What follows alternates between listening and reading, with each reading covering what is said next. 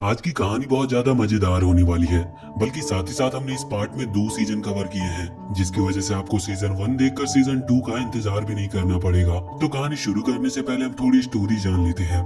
आज से करीबन 1000 साल पहले इंसानों के ऊपर अचानक से कुछ डीमंस ने हमला कर दिया था। वो इतने ज्यादा ताकतवर थे कि इंसान उनके सामने टिक नहीं सकते थे। पर डीमंस भी एक बात अच्छी तरह से जानते थे कि वो यहाँ अर्थ पर इंसानों के बिना सरवाइव नहीं कर सकते, क्योंकि उन्हें इंसानों के ब्रेन की जरूरत होती है। और अगर वो इंसानों को खत्म कर देंगे तो इंसानों की आबादी खत्म हो जाएगी। अब डीमन ने और इंसानों ने हाथ मिलाया, जिसके बाद धरती के 2 हिस्से कर दिए गए।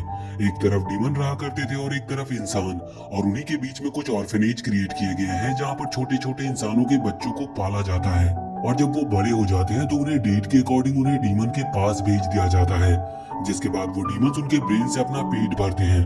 तो इस कहानी की शुरुआत भी एक ऐसे ही ऑर्फनेज से होती है, जहाँ पर हम देखते हैं कि यहाँ पर सभी बच्चों का बहुत ही अच्छे से ख्याल रखा जाता है। उनके केयर टेकर के तौर पर एक लेडी को रखा गया है, जिन्हें सब बच्चे अपनी मदर कहकर बुलाते हैं। उनका नाम बेला है। यहाँ पर बच्चों की हर चीजों का ख्याल रखा जाता है, जैसे कि उन्हें ब्रेन एक्सरसाइज कराई जाती है, पढ़ाई और ब्रेन रिडल्स गेम के साथ ही साथ उनके फिजिकल बॉडी का भी ख्याल रखा जाता है। और इसके लिए उन्हें कई सारे गेम्स दिए हुए हैं। साथ ही वहाँ पर इतनी बड़ी जगह है कि वो दौड़ भाग भी कर सकते हैं। मतलब बच्चों को कहीं से पता नहीं लग सकता कि वो किस प्रॉब्लम में फंसे हैं। इसी तरह से सब कुछ नॉर्मल चल रहा होता है। हम यहाँ पर 3 बच्चों को देखते हैं, जिसमें से एक का नाम एमा है, एक का नाम नॉर्मन और एक का नाम रे है। ये तीनों यहाँ पर पूरे ऑर्फनेज में सबसे समझदार हैं। इसके बाद हमें पता चलता है कि अब वो डेट आ चुकी है जब एक बच्चों को यहाँ से लेकर उन डीमन के पास लेकर जाना है। जिस बच्चे को ले जाना था वो बहुत छोटी है, लेकिन अब उसका टाइम आ गया था, इस वजह से उसे ले जाया जा रहा था। उसका नाम कोनी है। यहाँ पर सभी बच्चों की बहुत अच्छी दोस्ती है।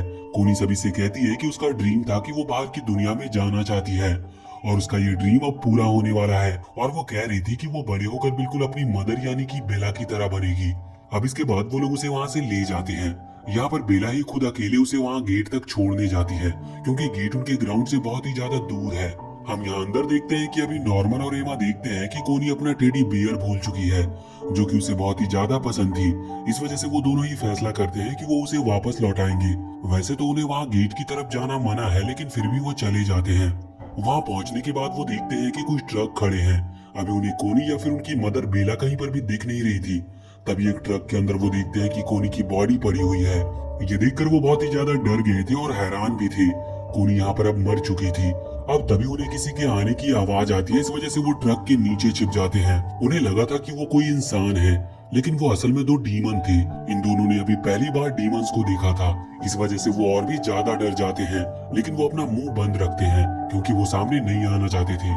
हेलो गाइस, आज का वीडियो एक ट्रस्टेड बेटिंग वेबसाइट 1xbet द्वारा स्पॉन्सर्ड है। दोस्तों, अगर आप भी घर बैठे आसानी से ऑनलाइन पैसा कमाना चाहते हैं, तो आप 1x पर बहुत सारे popular online game, live casinos खेल सकते हैं, और साथ आप स्पोर्ट मैचेस पर प्रेडिक्शन करके भी अर्न कर सकते हैं। 1x का सबसे अच्छा बात ये है कि डिपॉजिट एंड विड्रॉवल बहुत इजी है। पेटीएम, गूगल पे, फोन पे से डिपॉजिट कर सकते हैं। साथ ही आपको 24x7 लाइव सपोर्ट भी मिलेगा। आप यहाँ बहुत ही amazing gift like latest iPhone, cars and और भी बहुत कुछ। सो गाइस, अभी जाओ एंड कमेंट पिन में लिंक से रजिस्टर करो, और फर्स्ट डिपॉजिट पर 42,900 INR तक का एक बड़ा बोनस प्राप्त करने के लिए मेरे प्रोमो कोड का यूज करना मत भूलना। Let's 1x। हम देखते हैं कि अभी वो डीमन कॉनी की बॉडी को ले जाते हुए बात कर रहे थे कि इंसान का मीट सच में बहुत ही ज्यादा अच्छा होता है। साथ ही यहाँ पर वो कह रहे थे कि ये अभी छोटी है, इसका मीट तो बहुत ही ज्यादा डिलीशियस होगा। इसके बाद वो उसे एक कंटेनर में रख देते हैं।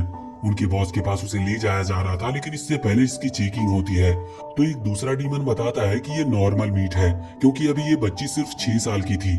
यहाँ पर हाई क्वालिटी में बड़े बच्चों का माना जाता है, जैसे कि एमा और नॉर्मन, ये बड़ी एज के बच्चे हैं। ये सुनकर अब एमा और नॉर्मन और भी ज्यादा डर गए थे। वैसे जब उन्हें मौका मिलता है तो वो किसी तरह से वहाँ से छुपकर भाग आते हैं।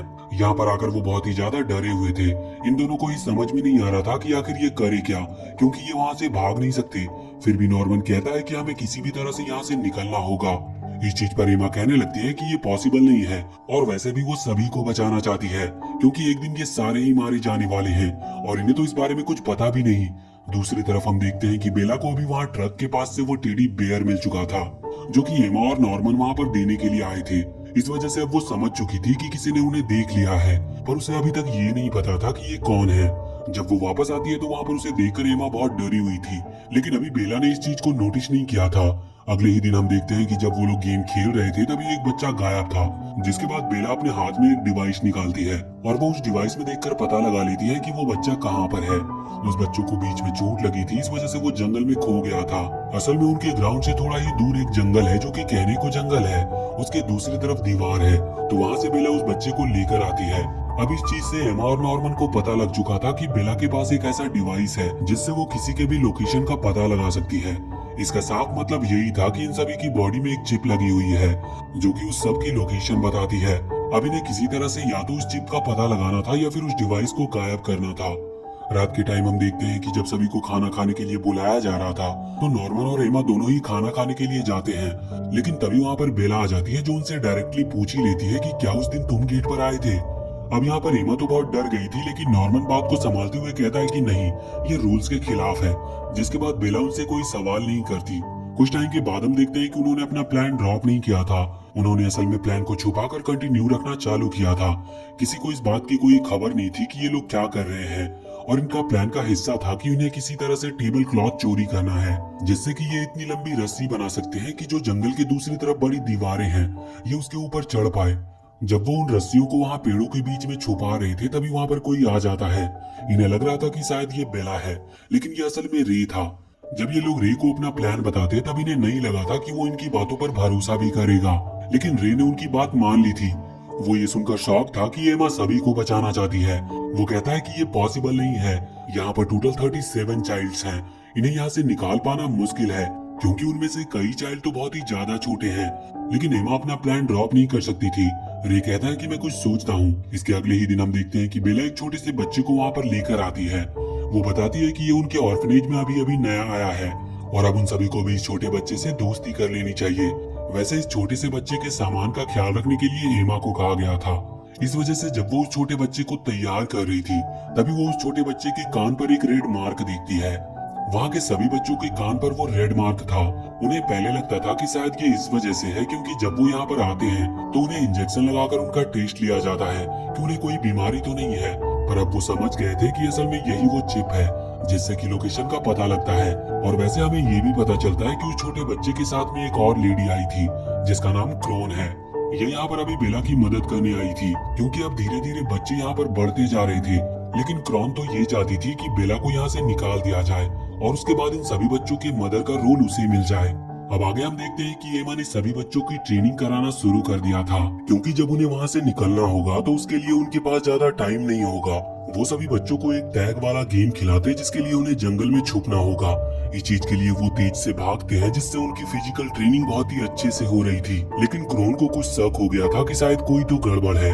इस वजह से वो एमा और री नॉर्मन के पास आकर कहती है कि वो जानती है कि तुम लोग कुछ छुपा रहे हो, लेकिन अगर तुमने कुछ गड़बड़ करने की कोशिश की तो मैं तुम्हें छोड़ूंगी नहीं। अब ऐसा कहकर वो वहाँ से चली जाती है। नॉर्मन कह रहा था कि इसे हमारे प्लान के बारे में कैसे पता चल रहा है, कहीं ऐसा तो नहीं कि हमारे बीच में कोई धोखेबाज है। दूसरी तरफ हम देखते हैं कि बेला को ये सब बात पता चल चुकी थी कि क्रोन उसके खिलाफ है, यानी कि वो उसे वहाँ से निकलवाना चाहती है। इस वजह से बेला क्रोन पर गुस्सा करती है और उस पर चिल्लाती है कि अगर तुमने अपना दिमाग चलाना बंद नहीं किया तो उसके लिए अच्छा नहीं होगा। इधर हम देखते हैं कि अभी रे, नॉर्मन और एमा को पता था कि उनके बीच में कोई धोखेबाज है, लेकिन अभी उन्हें पक्के से नहीं पता था कि वो कौन है। वैसे उन्होंने अभी सभी बच्चों को ये नहीं बताया था कि जब उन्हें ले जाया जाता है तो असल में उन्हें डीमंस को दे दिया जाता है। वैसे इन तीनों को शक था अभी गिल्डा और डॉन नाम के दो बच्चों पर, क्योंकि वो इनकी ही एज के हैं और समझदार भी हैं। उन्हें नहीं पता था कि वो किस कारण से उन्हें धोखा दे रहे हैं, लेकिन फिर नॉर्मन उन्हें सच बताने का फैसला करता है। मगर यहाँ पर बस वो उन्हें ये बताता है कि असल में उन सभी को यहाँ से ले जाकर बेच दिया जाता है। ये सुनकर वो दोनों बहुत ही ज्यादा हैरान हो गए थे। मगर जब वो चले जाते हैं तो यहाँ पर री नॉर्मन से पूछता है कि तुमने उन्हें सच क्यों नहीं बताया। तो नॉर्मन कहता है कि वो इस सच को सहन नहीं कर पाते, क्योंकि डीमंस की बात पर बिना देखे भरोसा कर लेना ये थोड़ा मुश्किल है। वैसे नॉर्मन ये भी कहता है कि मेरे पास एक प्लान है कि हम कैसे पता लगाएंगे कि असली धोखेबाज कौन है, और वो रे को अपना प्लान बताता है। रात के टाइम हम देखते हैं कि गिल्डा अचानक से उठकर वहाँ से चली जाती है। एमा ने उसे देख लिया था, इसीलिए वो छुपकर उसका पीछा कर रही थी। यहाँ पर गिल्डा एक लेटर बेला के कमरे में खिसकाती है। दूसरी जगह जाकर वो अभी क्रोन से मिलती है। वहाँ पर जाकर जब क्रोन उससे इंफॉर्मेशन मांग रही थी तो यहाँ पर गिल्डा ने साफ मना कर दिया था। ये देखकर एमा खुश थी। इसके बाद हम देखते हैं कि नॉर्मन और रे अभी अपनी रस्सियां लेने के लिए आए थे, लेकिन रस्सी उन्होंने जहाँ पर रखी थी वहाँ पर था नहीं, और इस रस्सियों की लोकेशन का पता उन्होंने डॉन को दिया था। रे कहता है कि इसका मतलब डॉन ही है वो धोखेबाज, मगर इस पर नॉर्मन कहता है कि नहीं, मैंने डॉन को असली लोकेशन बताई ही नहीं थी और सिर्फ तुम ही थे जिसे इस लोकेशन का पता था, इसका मतलब वो तुम ही हो। अब रे इस बात से मना नहीं कर सकता था क्योंकि वैसे भी सिर्फ 2 ही लोगों को लोकेशन का पता था, तो साफ पता चल रहा था कि रे ने उन्हें धोखा दिया है। वो कहता है कि हाँ, मैंने ही तुम्हें धोखा दिया क्योंकि मुझे ऐसा करना था और इसके लिए उसका नंबर लेट आएगा, मतलब कि उसे जल्दी नहीं भेजा जाएगा डीमन के पास, मगर ये बात पक्की थी कि एक न एक दिन उसे भी यहाँ से भेज दिया जाएगा। नॉर्मन कहता है कि तुमने हमें धोखा दिया है, मैं तुम्हें माफ करता हूँ, लेकिन तुम्हें इसके लिए हमारा एक काम करना होगा। अब तुम्हें मदर यानी कि बेला पर नजर रखनी होगी और उसकी सारी इन्फॉर्मेशन हमें देनी होगी। साथ ही साथ तुम उसे वही इन्फॉर्मेशन दोगे जो कि हम उसे देना चाहते हैं। इस पर रे उसकी बात मान लेता है और अगले दिन हम देखते हैं कि रे एमा को भी ये बात बता देता है कि अभी तक वो सारी इन्फॉर्मेशन बेला को दे रहा था, लेकिन अब वो ऐसी गलती नहीं करेगा। अब एमा को भी उसकी बातें समझ आ जाती है। वैसे अभी इन्होंने डॉन और गिल्डा को खुद से थोड़ा दूर रखा था। जब भी वो कोई जरूरी बात करते थे तो उन्हें दूर खड़ा रहना पड़ता था, क्योंकि अभी तक उनके ऊपर पूरी तरह से भरोसा नहीं किया जा सकता था। वैसे उन दोनों को ये टास्क दिया गया था कि उन्हें अभी क्रोन और बेला दोनों पर ही नजर रखनी है, जिसके लिए उन्होंने भी हाँ कर दिया था। बाद में हम देखते हैं कि इन लोगों को पता चलता है कि बेला के ऑफिस में एक सीक्रेट रूम है। इस बात पर वो और भी हैरान थे क्योंकि उन्हें नहीं पता था कि उस रूम के अंदर क्या मिलेगा। वो गिल्डा और डॉन से वहाँ जाने को कहते हैं और कोशिश करते हैं कि बेला को वो दूर रखे। इस पर गिल्डा और डॉन हाँ नहीं करने वाले थे, लेकिन फिर भी वो हाँ कर देते हैं। जब वो वहाँ उस कमरे में किसी तरह से पहुँचते हैं तो उन्हें वहाँ से बहुत सारे सॉफ्ट टॉयज मिलते हैं।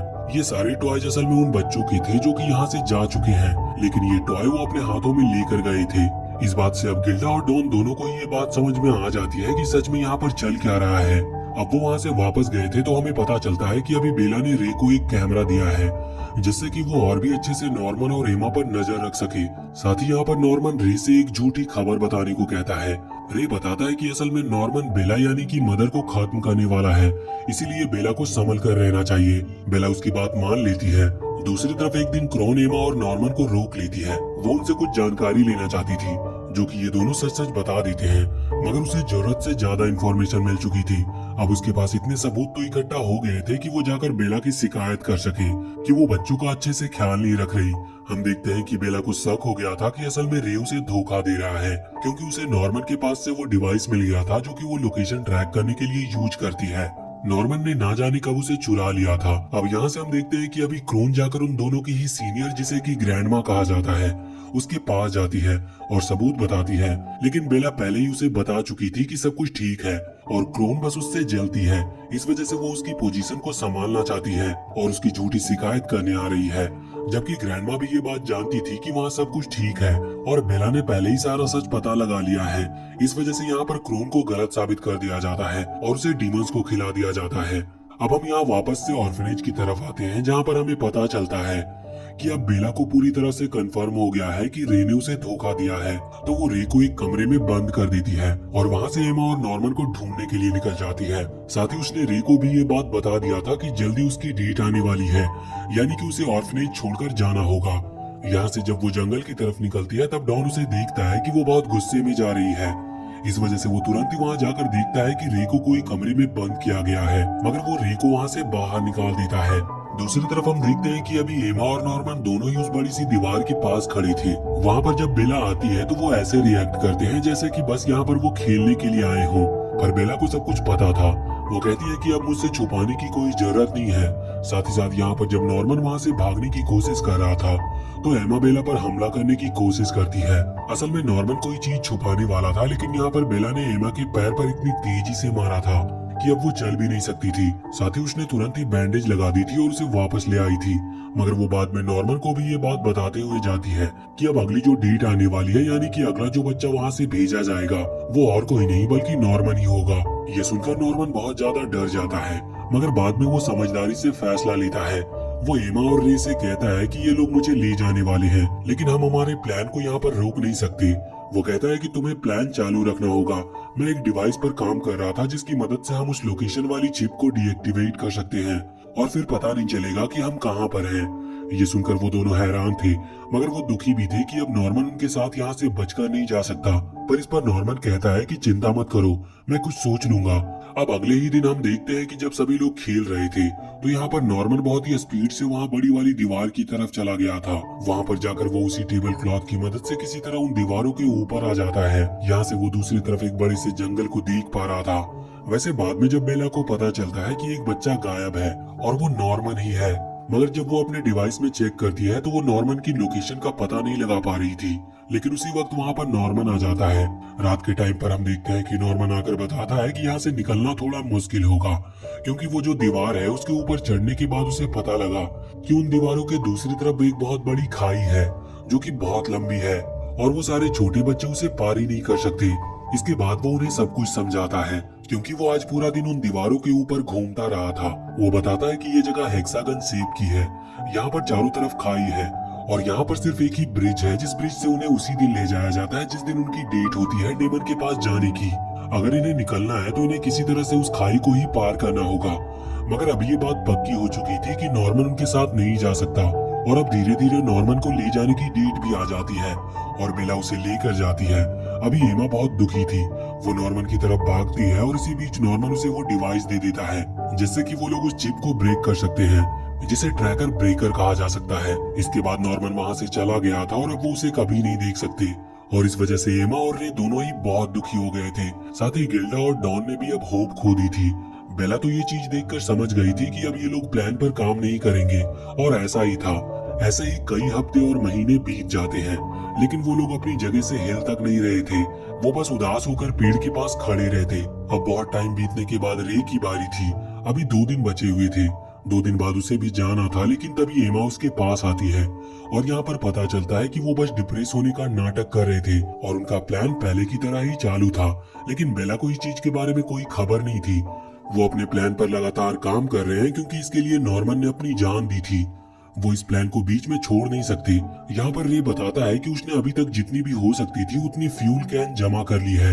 ये फ्यूल कैन यहाँ पर खाना बनाने के लिए आती थी और उनमें से वो चोरी करके कुछ कैंस अपने पास रख लेते थे, जिसकी वजह से उनकी गिनती का पता नहीं चलता था।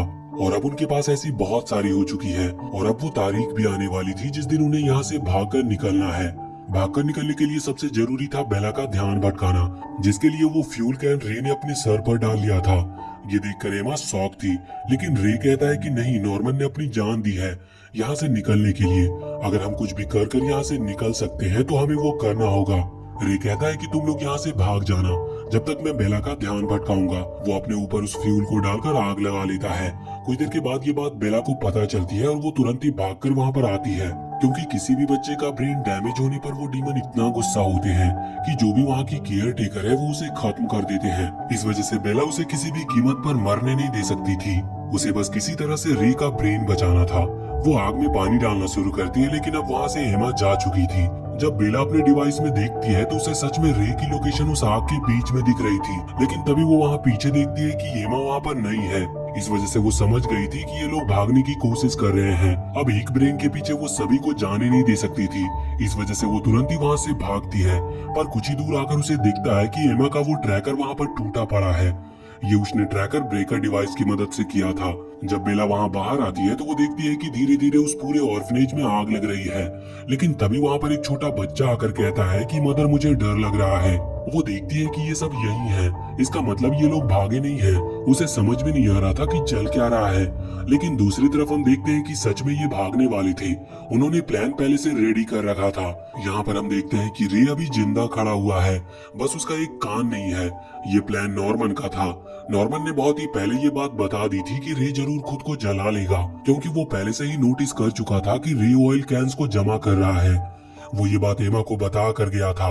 इसी वजह से एमा ने रे को खुद को आग लगाने से पहले ही उसका ईयर काट दिया था और वो उसे वहाँ से ले आई थी। साथ ही साथ एमा ने सभी छोटे बच्चों से कह दिया था कि वो इन्हें बचाने के लिए वापस से आएंगे।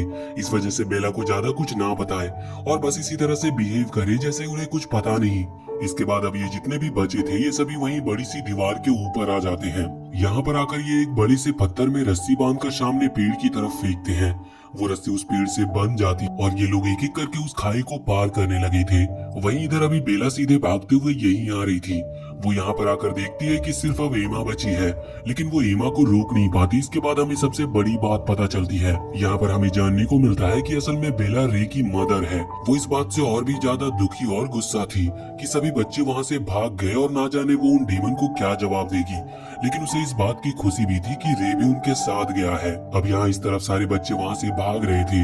वो सभी इस चीज के लिए खुश थे कि अब वो आजाद है, पर भागते हुए वो लोग ये जानते थे कि इस जंगल के अंदर भी उन्हें कई सारे डीमंस मिल सकते हैं। इस वजह से उन्हें शांति से भागना होगा। अब रात भर भागते रहने के बाद सुबह हो चुकी थी। ये उनकी आजादी का पहला दिन था। वो सभी बहुत खुश थे, मगर अब उन्हें यहाँ से जल्द इस जंगल को पार करना है। वो फैसला करते हैं कि वो विलियम नाम के आदमी से मिलेंगे जो उनकी मदद कर सकता था। अब जब वो वहाँ से भाग रहे थे तभी दूसरी तरफ उन डीमंस को पता लग जाता है कि सारे बच्चे अब भाग चुके हैं। इस वजह से वो भी इस जंगल में आ गए थे उन्हें ढूंढने के लिए, क्योंकि ये छोटे हैं इसीलिए ज्यादा तेज भाग नहीं सकते। अब जब सारे बच्चे को ये बात पता लगती है कि डीमन उनके पीछे आ चुके हैं, तो रे फैसला करता है कि वो उनसे अलग होगा और दूसरी तरफ जाएगा, जिससे कि वो डीमंस का ध्यान भटका सके। उसका ये प्लान अच्छा था और यहाँ से सभी बच्चे बच गए थे। सारे डीमंस रे के पीछे जाने लगे थे, लेकिन रे अकेला था और वो बहुत सारे डीमंस थे। इस वजह से बहुत ही कम देरी में उन सभी डीमंस ने उसे घेर लिया था। लेकिन उसी समय पर कोई वहाँ पर आ जाता और रे को बचा लेता है। साथ ही साथ यहाँ पर वो जो भी था वो एक डीमन हॉर्स पर बैठा था और वो एक स्मोक बॉम्ब का यूज करता है। वहीं इधर हम देखते हैं कि जब रे बहुत देर तक वहाँ पर नहीं आया था, तो इस वजह से एमा और बाकी सभी चिंता करने लगे थे उसकी। वो सोच रहे थे कि क्या उन्हें रे को बचाने के लिए जाना चाहिए, लेकिन इतने में ही वहाँ पर एक हुडी पहने हुए लेडी आती है और वो कहती है कि तुम्हें तुम्हारा दोस्त इस डायरेक्शन में मिलेगा। अब पहले तो वो उस पर भरोसा नहीं करने वाले थे, लेकिन बाद में वो उस पर भरोसा कर लेते हैं। अब हम कुछ देर के बाद का सीन देखते हैं। रे वहीं पर था जहाँ उस लड़की ने बताया था। अभी रे जब सोकर उठता है तब वो बाहर देखता है कि वो दोनों जिसने उसकी मदद की थी और बाकी दूसरी ने एमा और बाकी सभी बच्चों की मदद की थी, वो असल में डीमन है। ये देखकर वो सभी लोग शॉक थे, मगर वो दोनों ही बताते हैं कि वो इंसानों को नहीं खाते, इसीलिए उन्हें उन दोनों से डरने की जरूरत नहीं। यहाँ पर वो दोनों अपना नाम बताते हैं। उनमें से एक का नाम सांजू है और एक का नाम यूजिका। अब वो वहाँ पर सभी बच्चों को खाना दे रहे थे। सभी बच्चों ने भी उन पर भरोसा कर लिया था, लेकिन एमा और रे को उन पर भरोसा नहीं था। रात के टाइम वो दोनों ही जाकर सांजू से मिलते हैं, जो कि अभी चाय पी रहा था। यहाँ पर आकर वो उससे माफी मांगते हैं क्योंकि उन्होंने उस पर भरोसा नहीं किया। सांजू कहता है कि कोई बात नहीं, वैसे भी इंसानों को डीमंस पर कभी भरोसा नहीं करना चाहिए। वो बताता है कि वो इंसानों को इसीलिए नहीं खाता क्योंकि इंसानों को ना खाने से उसे कोई प्रॉब्लम नहीं होती और उसकी इंसानों से कोई दुश्मनी भी नहीं है। ये सुनकर एमा और रे दोनों ही बहुत ज्यादा हैरान थे। वैसे इसके बाद अब सांजू ने पूरी बात बताता है कि डीमंस इंसानों को क्यों खाते हैं और उन्होंने हमला क्यों किया। ये चीज तो हम शुरुआत में ही जान चुके थे कि डीमंस और इंसानों के बीच में लड़ाई हुई थी और उसके बाद में उनके बीच एक कॉन्ट्रैक्ट साइन हुआ जहाँ पर दुनिया दो हिस्सों में बढ़ गई। एक तरफ इंसान रहते जो कि बहुत खुशी से रह रहे थे, लेकिन डीमंस को ब्रेन की जरूरत होती। इस वजह से कुछ इंसानों को अपने बच्चे उन्हें देने पड़ते और उन बच्चों को यहाँ इस डीमन वर्ल्ड में बड़ा किया जाता और फिर डीमन उनके ब्रेन को खाते हैं। ये सुनकर रे और एमा दोनों ही पहले तो बहुत ज्यादा डर गए थे, लेकिन बाद में वो ये सुनकर बहुत खुश होते हैं कि एक ऐसी दुनिया है जहाँ पर इंसान खुशी से रहते हैं। वो फैसला करते हैं कि वो वहीं पर जाएंगे और आजाद की जिंदगी जिएंगे। लेकिन अगर वो यहाँ पर गए तो एक तरीके से ये ऐसा होगा जैसे कि इंसानों ने डीमंस के साथ अपना प्रॉमिस तोड़ दिया। इसीलिए सांजू समझाता है कि अगर ऐसा हुआ तो फिर से वॉर होगी, लेकिन एमा और रे को इस चीज से कोई फर्क नहीं पड़ता। अगर फिर से वॉर होती है तो वो ऐसे भी खुद ही जान देकर उन इंसानों को थोड़ी बचाएंगे जिन्होंने उन्हें यहाँ ऐसी सिचुएशन में डाला है। सांजू कहता है कि जैसी तुम्हारी मर्जी। वो ये भी बताता है कि इस जंगल से निकलने का रास्ता वो अगले दिन उन्हें बता देगा। अब अगले दिन हम देखते हैं कि जब ये लोग उठते हैं तो यहाँ पर सांजू और यूजिका उन्हें अलग अलग चीजें सिखा रही थी, जैसे कि जंगल में मिलने वाली कौन सी चीज उन्हें खानी है और कौन सी नहीं, क्योंकि कई चीजें जहरीली होती है। साथ ही साथ वो डीमन से किस तरह से बच सकते हैं, क्योंकि डीमन उनका पीछा नहीं छोड़ने वाले। और भी वो ऐसी कई सारी चीजें बताती है जो कि उनके आगे काम आएंगे, क्योंकि सांजू और यूजिका उनके साथ नहीं आ रहे थे। और अब कुछ टाइम किसी तरह की ट्रेनिंग के बाद फाइनली उनके जाने का समय हो गया था। सांजू और यूजिका सभी बच्चों को वहाँ जंगल से बाहर लेकर आते हैं और एक वेस्टलैंड के कोने पर आकर उन्हें छोड़ देते हैं। वो कहते हैं कि इसके आगे अब तुम्हें ही अकेले जाना है। ये वैसे एक वेस्टलैंड है, यहाँ पर तुम्हें रास्ते में कोई डीमन नहीं मिलेगा, लेकिन अगर तुम्हें डीमन मिलता है तो तुरंत ही वहाँ से भाग जाना, और अगर तुम भाग ना पाओ तो फिर तुम्हें लड़ना होगा। मगर चिंता मत करो, ऐसा नहीं होगा। सभी उनकी बात मानते हैं और आगे बढ़ना चालू कर देते हैं। कुछ दूर आने के बाद वो फाइनली एक सेफ जगह पर पहुंच चुके थे, जहाँ पर वो सब अपनी रात गुजार सकते हैं, क्योंकि अभी विलियम तक पहुंचने का रास्ता बहुत लंबा होने वाला था। यहाँ पर अभी वो किसी तरह से खाने का इंतजाम कर रहे थे और साथ ही उनके पास एक रेडियो था। जो कि उन्हें जंगल में मिला था।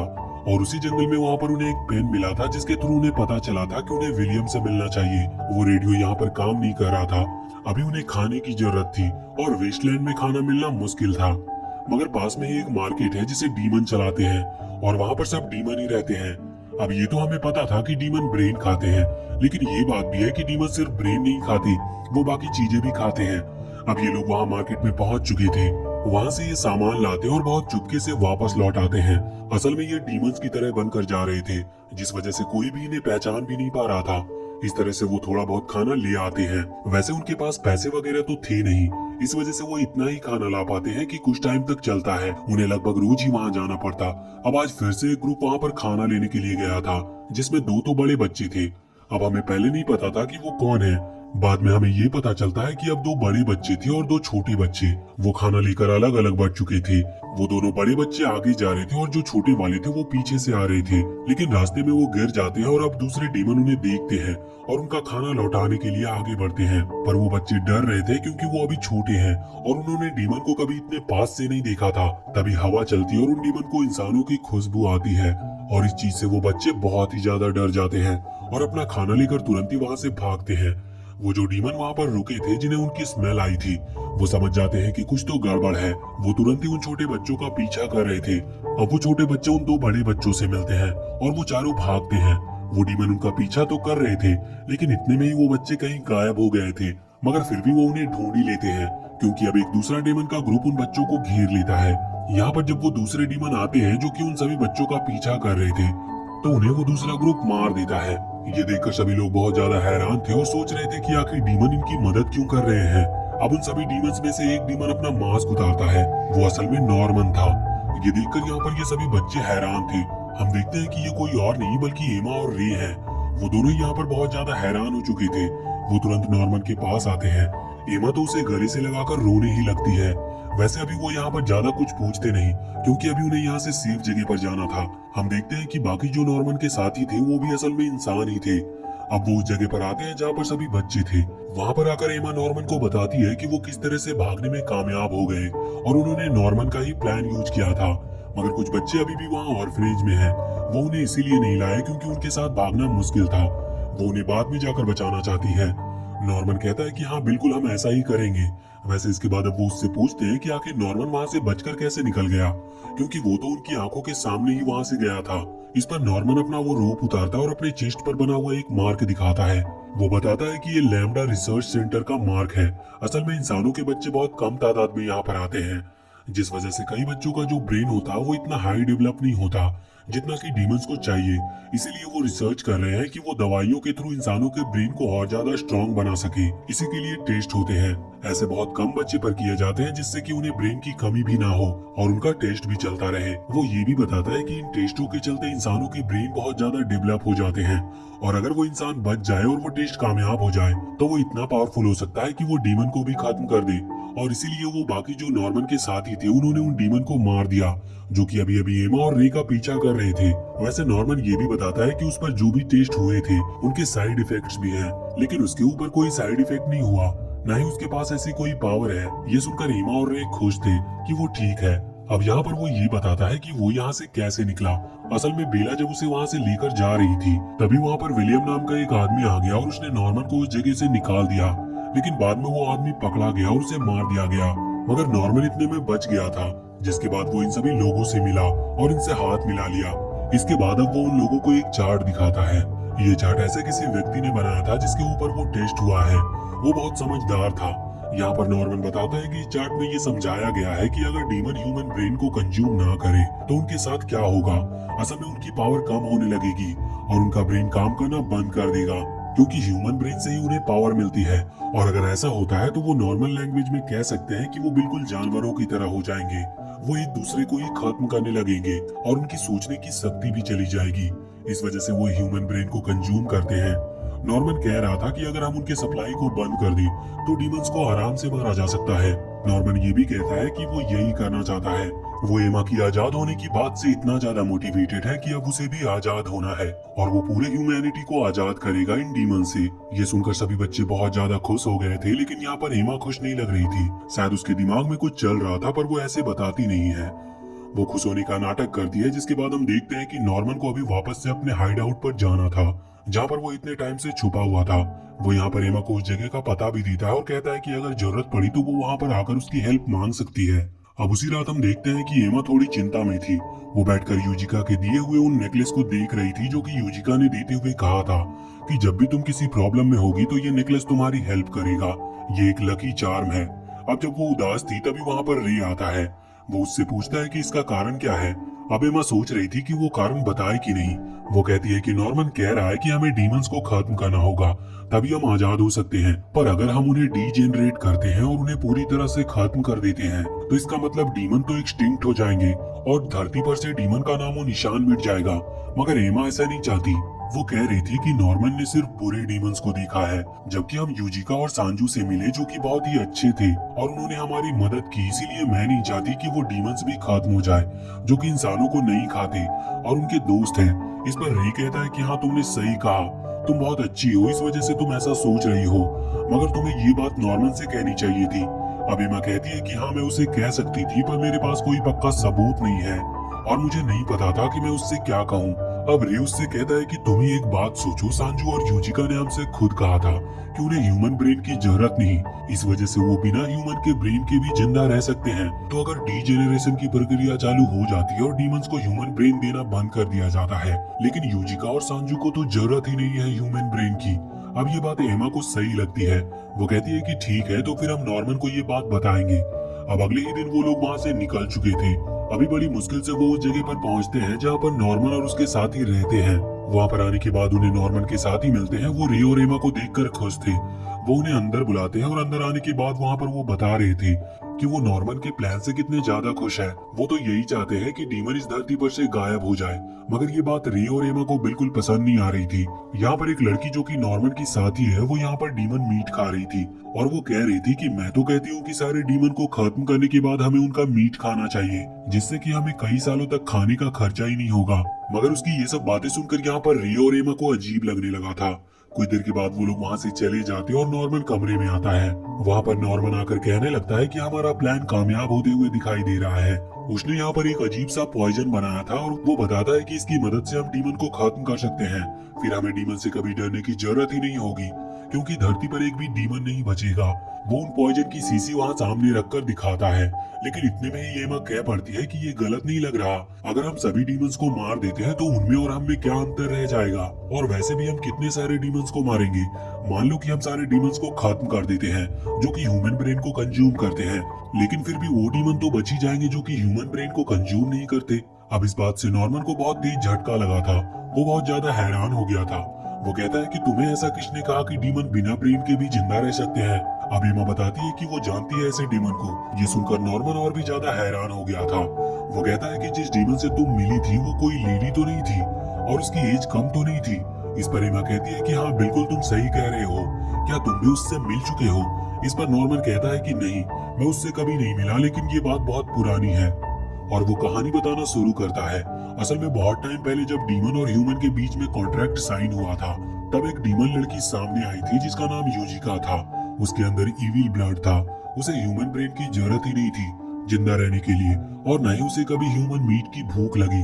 और इसके बाद उसने बाकी डीमन को भी अपना ब्लड देना चालू कर दिया। उसके ब्लड की वजह से बाकी डीमन भी इस तरह के होने लगे थे कि उन्हें फिर ह्यूमन ब्रेन या फिर ह्यूमन मीट की कभी जरूरत ही नहीं पड़ती थी। और ऐसा कह सकते हैं कि ये बिल्कुल इन्फेक्शन की तरह फैलता जा रहा था। लेकिन फिर ये बात रॉयल फैमिलीज को पता लगी। रॉयल फैमिलीज से यहाँ पर डीमन की रॉयल फैमिलीज की बात की जा रही थी। उन लोगों ने तुरंत ही एक प्लान बनाया और जितने भी ऐसे लोग इन्फेक्टेड थे उन्हें खत्म कर दिया गया। साथ ही साथ उन्होंने यूजिका को भी खत्म कर दिया। नॉर्मन कहता है कि सभी को यही लगता था कि यूजिका मर चुकी है, लेकिन अब एमा के बताने के बाद वो समझ गया है कि यूजिका मरी नहीं है। वो जंगल में छुप कर रह रही है और ना जाने वो क्या प्लान कर रही है। ये सुनकर रिया और एमा पूरी तरह से हैरान थी। वो दोनों ही कहते हैं कि ऐसा कैसे हो सकता है। अगर यूजिका के इविल ब्लड की मदद से डीमन अपनी भूख को शांत कर सकते हैं, फिर वो ऐसा करते क्यों नहीं, जबकि फिर तो उन्हें ह्यूमन की ब्रेन की जरूरत ही नहीं पड़ेगी और उनकी सारी प्रॉब्लम ही सॉल्व हो जाएगी। इस पर नॉर्मन बताता है कि ऐसा उस रॉयल फैमिली की वजह से हो रहा है। वो नहीं चाहते हैं कि सभी डीमंस ह्यूमन ब्रेन खाना बंद कर दे। अब वो पूरी बात बताता है। असल में यहाँ पर ऑर्फनेज इसीलिए बनाए गए हैं जिससे कि बच्चे वहाँ पर आए। अब जब बच्चे वहाँ पर आते हैं तो इंसानों की दुनिया की पॉपुलेशन रॉयल फैमिली के कंट्रोल में रहती है। ये बच्चे मारे जाते हैं और पॉपुलेशन कम हो जाती है। अगर बच्चे वहाँ पर ना आए और डीमंस ने ह्यूमन को खाना बंद कर दिया तो पॉपुलेशन बहुत ही तेजी से बढ़ेगी और ह्यूमन एक दिन डीमन से ज्यादा हो जाएंगे और फिर डीमंस कभी भी उनसे जीत नहीं सकते। इस वजह से रॉयल फैमिली पूरी दुनिया पर अपना कंट्रोल बनाने के लिए ऐसा करती है। नॉर्मन कहता है कि अगर यूजिका जिंदा है तो उसे हमें ढूंढना होगा और खत्म करना होगा। ये सुनकर एमा हैरान थी। वो कहती है कि हमें ऐसा करने की जरूरत ही क्यों है। इसकी जगह हम अगर उसके ब्लड का यूज करते हुए सभी डीमन को छुपकर ऐसा बना दे कि वो ह्यूमन ब्रेन को ना खाए तो भी हमारी प्रॉब्लम सॉल्व हो सकती है। पर नॉर्मन कहता है कि नहीं, ऐसा हम बिल्कुल नहीं करेंगे, क्योंकि अगर हमने ऐसा किया तो फ्यूचर में हम पर और ही खतरा आएगा। तुम ही सोचो, डीमंस का फेवरेट खाना ह्यूमन ब्रेन और ह्यूमन मीट है। हम कुछ टाइम तो उन्हें उससे दूर रख सकते हैं क्योंकि उन्हें इसकी जरूरत नहीं होगी, लेकिन फिर भी अब तक उन्हें इसकी आदत लग चुकी है। इसे हम ऐसा समझ सकते हैं जैसे कि जंक फूड को खाना। जैसे कि नॉर्मल वर्ल्ड में जंक फूड खाना आम सी बात है, इसका कोई भी फायदा नहीं होता, लेकिन सभी को इसकी आदत लगी हुई है। नॉर्मन की बात सही थी। उसने अपनी जहर की शीशियां वापस से सूटकेस के अंदर रख ली थी, मगर एमा उसे समझाने की कोशिश कर रही थी कि देखो, हम बहुत बड़ी गलती करने जा रहे हैं। हम पूरे डीमंस को खत्म नहीं कर सकते क्योंकि वो सभी बुरे नहीं हैं। पर नॉर्मन के हिसाब से डीमन स्पीसीज को खत्म करने के अलावा उनके पास और कोई रास्ता नहीं है। एमा खड़ी होती है और वो अपने पास से उसी पेन को निकालती है जो कि उसे जंगल में मिला था। वो बताती है कि इसके अंदर पूरा मैप है जहाँ पर हमें विलियम मिल सकता है। हमें उससे पूछना चाहिए कि हमें क्या करना है। पर इस पर नॉर्मन कहता है कि उसके पास खुद ऐसा एक मैप है, मगर उसने सारे रास्ते चेक कर लिए, वो सारे रास्ते बंद है। एमा कहती है कि एक रास्ता है, वो तुमने शायद देखा नहीं होगा। पर नॉर्मन कहता है कि इसका कोई मतलब नहीं, क्योंकि डीमन से ज्यादा बुरे तो इंसान हैं, क्योंकि खुद इंसानों ने ही, जो कि विलियम के साथ थे, उन्होंने ही विलियम को मार दिया क्योंकि वो ऐसा चाहते ही नहीं थे, क्योंकि उन्हें ह्यूमंस को डीमन को देने के लिए कुछ पैसे मिलते हैं। पैसे कह लो या फिर कोई ऐसी चीज जो कि इस वर्ल्ड में रेयर है। इस वजह से उन्होंने इंसानों को ही धोखा दिया और विलियम को मार दिया।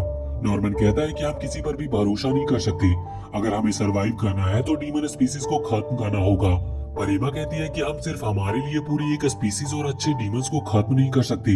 नॉर्मन कहता है कि ठीक है, तो फिर तुम जाओ और जाकर यूजिका से बात करो और उसे किसी भी तरह से यहाँ पर लेकर आओ। मैं उससे बात करूंगा और अगर मुझे लगता है कि सच में डीमन को जिंदा रहने देना चाहिए तो मैं उन्हें माफ कर दूंगा, लेकिन मैं उन डीमंस को नहीं छोड़ूंगा जो कि ह्यूमन ब्रेन को कंज्यूम करते हैं। एमा कहती है कि ठीक है, अगर तुम यूजिका को माफ करते हो तो वो अपने ब्लड से बाकी डीमंस को भी ठीक कर देगी। और यहाँ पर नॉर्मन कहता है कि हमारे पास ज्यादा समय नहीं है, मैं तुम्हें 5 दिन का वक्त देता हूँ। अगर उतने में तुम यूजिका को यहाँ पर ढूंढ कर ले आती हो तो ठीक है, वरना फिर मैं अपने प्लान को शुरू कर दूंगा। एमा इस पर हाँ कर देती है।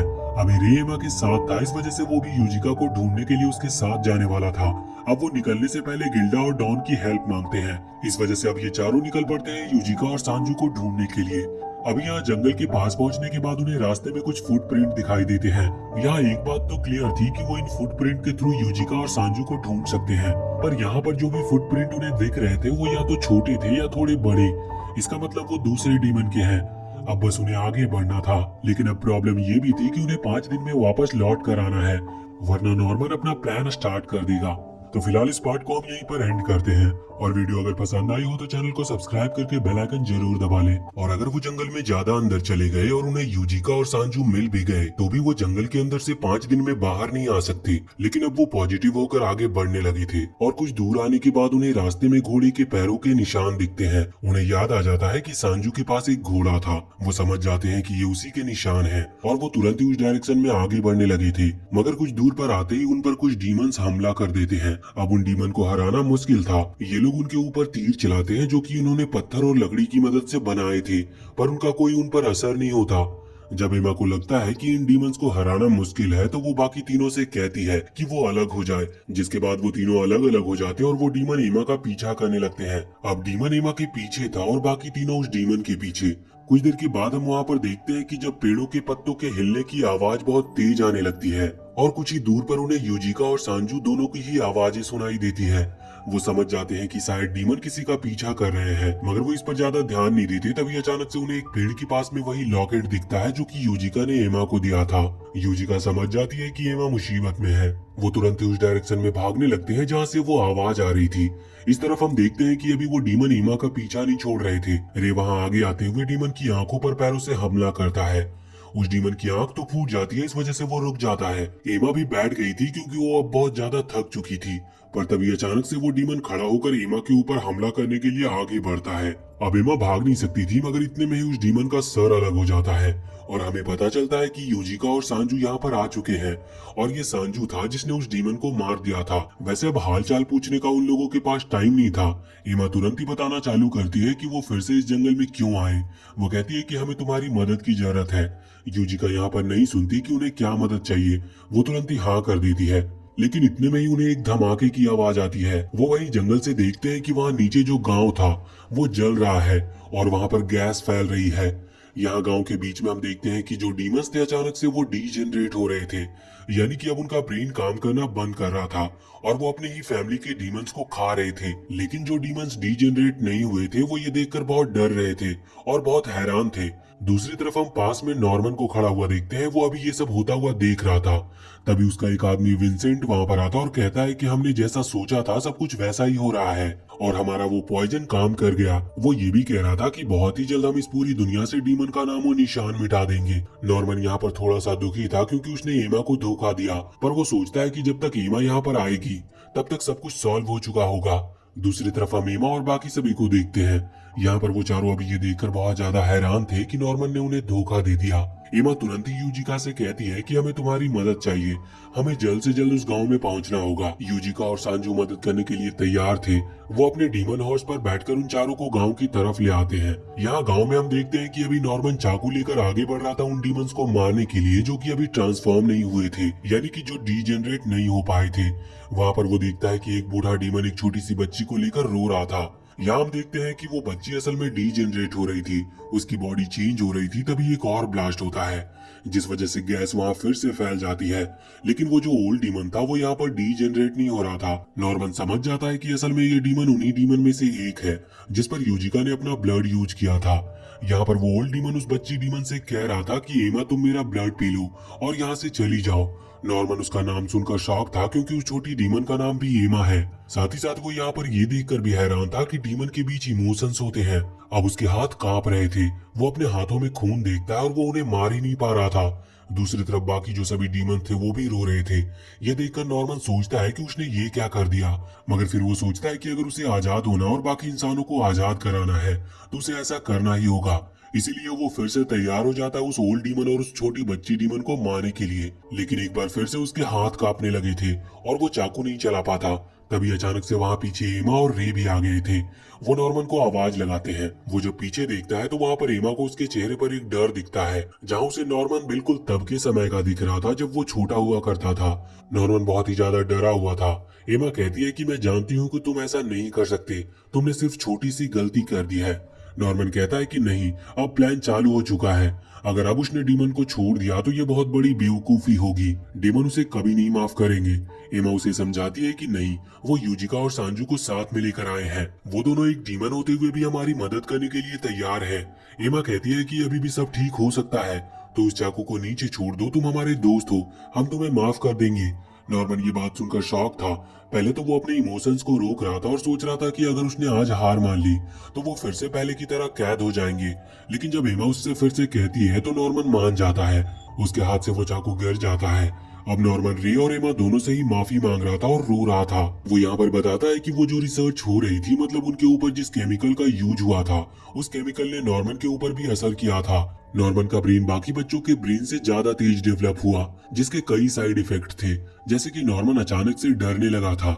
इसी वजह से वो डीमन से इतना ज्यादा डर गया था कि वो उसके लिए कुछ भी करने को तैयार था। लेकिन अभी जब वो बात कर ही रहे थे कि इतने में ही पीछे से एक डीजेनरेट डीमन आकर उन पर हमला करने लगता है। वो बहुत ही खतरनाक लग रहा था, जिस वजह से वो तीनों डर गए थे। मगर अभी वो जो ओल्ड डीमन था जो कि ट्रांसफॉर्म नहीं हुआ था, वो खड़ा होता है और उस डीजेनरेट डीमन को मार देता है। ये देखकर ये तीनों शॉक थे। दूसरी तरफ हम देखते हैं कि अभी सांजू और यूजिका उसी गांव में बाकी डीजेनरेट डीमन को रोक रहे थे। यहाँ पर उनके ऊपर भी एक डीजेनरेट डीमन ने हमला कर दिया था, लेकिन सांजू अपना हाथ काटकर उसे खिला देता है, जिसके बाद सांजू का हाथ अपने आप ही वापस से रीजनरेट हो गया था। लेकिन वहाँ पर जो डीजेनरेट डीमन था वो भी अचानक से नॉर्मल हो गया था। यहाँ पर जब उस डीजेनरेट डीमन की वाइफ आती है जो सांजू और यूजिका को थैंक यू कहती है, यूजिका यहाँ पर उसे एक ग्लास में अपना ब्लड दे देती है और कहती है कि ये वो पी ले और अपने बच्चों को भी पिला दे, उसके बाद वो कभी भी डीजेनरेट नहीं होंगे। अब वो थैंक यू कहकर वहां से वापस चली जाती है। इस तरफ हम देखते हैं कि नॉर्मन समझ चुका था कि एमा ने जो कुछ भी कहा था वो बिल्कुल सही है। वो लोग डीमंस को मारे बिना भी उन्हें अपना दोस्त बना सकते हैं और इस दुनिया पर से इस बड़े से खतरे को हटा सकते हैं। अब नॉर्मन का अगला काम ये था कि उसे अभी अपने सारे साथियों को बताना था कि प्लान चेंज हो चुका है। वो तुरंत ही वहां से निकल पड़ता है उन सभी के पास जाने के लिए। वहां पहुंचकर वो सभी को बताता है कि उसने प्लान चेंज कर दिया। अब वैसे वो सभी लोग डीमंस के खिलाफ थे, वो भी उन्हें खत्म करना चाहते थे, लेकिन नॉर्मन उन सबसे समझदार था। इस वजह से वो नॉर्मन की बात मान लेते हैं और अब उसका साथ देने के लिए वो तैयार थे। दूसरी तरफ यूजिका और सांजू वहां पर आकर एमा से कहते हैं कि उन्हें अभी जाना होगा, उन्हें गांव के बाकी लोगों को भी ठीक करना है, साथ ही दूसरे गांव में भी जाना है। वो ये भी कह रहे थे कि चिंता की कोई बात नहीं है, एमा जैसे ही प्रॉब्लम में फंसेगी या फिर कुछ जरूरत पड़ेगी वो उन्हें बुला सकती है, बल्कि वो खुद ही एमा पर नजर रखेंगे और प्रॉब्लम के टाइम उसकी मदद करेंगे। अब सब कुछ वहाँ पर सही होते दिख रहा था, लेकिन अचानक से एक बच्चा वहाँ पर भागते हुए आता है। वो एमा, नॉर्मन और रे को बताता है कि वो रेडियो अचानक से एक्टिवेट हुआ था जो कि उन्हें वहाँ जंगल में मिला था और ये विलियम का है। वो बताता है कि उस रेडियो में उन्हें एक मैसेज मिला है, जिस मैसेज में उन्हें पता चला है कि सभी ऑर्फनेज के बच्चों को ले जाया जा रहा है। ये सुनकर सभी हैरान थे। नॉर्मन कहता है कि हर बच्चे को 6 साल में ले जाया जाता है, मतलब जब वो 6 साल का हो जाता है या उससे बड़ा हो जाता है उसके बाद ही उसे ले जाया जाता है, क्योंकि तब तक उनका ब्रेन अच्छे से डेवलप हो चुका होता है। पर एक साथ सभी बच्चों को ले जाना ये बात बड़ी अजीब थी, लेकिन नॉर्मन ये बात समझ जाता है कि इसका कारण क्या है। वो कहता है कि सब मेरी गलती है। वो बताता है कि वो जो लैम्डा रिसर्च सेंटर था उसे उसने डिस्ट्रॉय नहीं किया, ये उसकी बहुत बड़ी गलती थी। अगर वो उसे डिस्ट्रॉय कर देता तो वो रिसर्च तबाह हो जाती, और अभी ऐसा लगता है कि उन्होंने उस रिसर्च में सक्सेस पा ली है। इस वजह से वो सभी बच्चों को वहां पर ले जा रहे हैं और उन पर एक्सपेरिमेंट करने वाले हैं, क्योंकि अगर सारे बच्चे जल्दी जल्दी डेवलप हो गए तो इससे उनका बहुत ही ज्यादा खर्चा बच पाएगा। ये सुनकर सभी हैरान थे। और अब हमें एक बात और पता चलती है।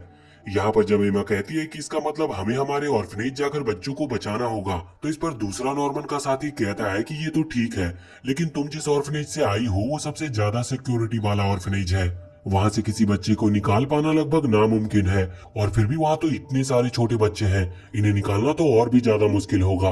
रे तो यहाँ पर ये भी कह रहा था कि शायद ये उन लोगों की कोई चाल है, तभी तो हमें इस बारे में पता चला, और शायद वो हमें भी फंसाना चाहते हो, पर अब बाकी बच्चों को इस तरह से छोड़ा नहीं जा सकता था। अब तभी वहां पर यूजिका और सांजू आ जाते हैं। असल में उस पॉइजन वाले इंसिडेंट को 2 दिन अब बीत चुके हैं। ये यहाँ पर आकर बताते हैं कि गांव के सभी डीमंस ठीक हो चुके हैं, उन्होंने सभी को अपना इविल ब्लड दे दिया है। यहाँ पर उनके साथ वो ओल्ड डीमन भी था। वो यहाँ एमा का थैंक यू कहता है, साथ ही वो यूजिका को जिंदा देखकर भी बहुत ज्यादा खुश था।